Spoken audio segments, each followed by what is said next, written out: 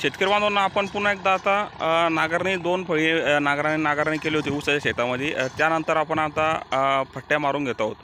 फट्ट्या मारून घेण्याचं कारण एक असं आहे की ऊसाचे जे बेट आहे ते बेट आपल्याला वेचायचे आहे, काडी कचरा वेचायचा आहे, तो डिकम्पोस्ट न झालेला। आणि ते खोडकं आहे ऊसाचे, ते खोडकं आपल्याला वेचून घ्यावं लागतील। कारण का की पुढच्या सीझनला आपण जेव्हा आले लागवड करू ते पाऊस पडल्याच्या नंतर ताबडतोब सडणार नाही आणि बुरशीचा प्रादुर्भाव होऊन आले पिकाला सळीचे आणि जर्मिनेशनचे हे प्रॉब्लेम येतात, फंगल डिसीजचे प्रॉब्लेम येतात। त्यामुळे आपण आता हे फट्ट्या मारून घेत आहोत।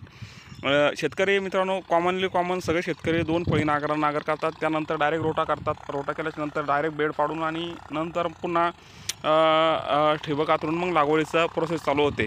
पण शेतकरी मित्रांनो तुम्हाला सांगू इच्छितो, ज्या शेतामध्ये एकदम मोठमोठाले ढेकळं जर निघालं असेल आणि एकदम हार्ड ढेकळं असेल, त्यांनी एक वेळेस पुन्हा एक सिंगल किंवा डबल फट्टी मारून घ्या।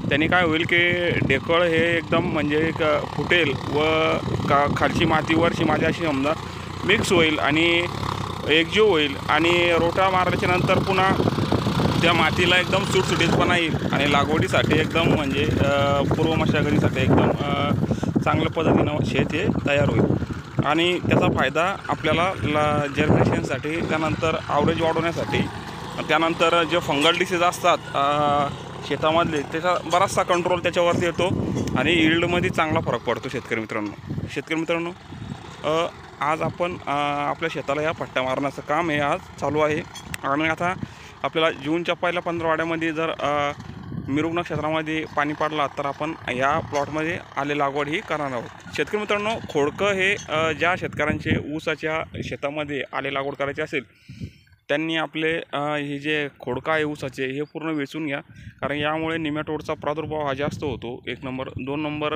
बुरशीचे डिसीज हे फार वाढतात, फंगल डिसीज, आणि हे वेचून जर घेतलं, कारण की सडाला जवळपास 2-2.5 महिने लागतं।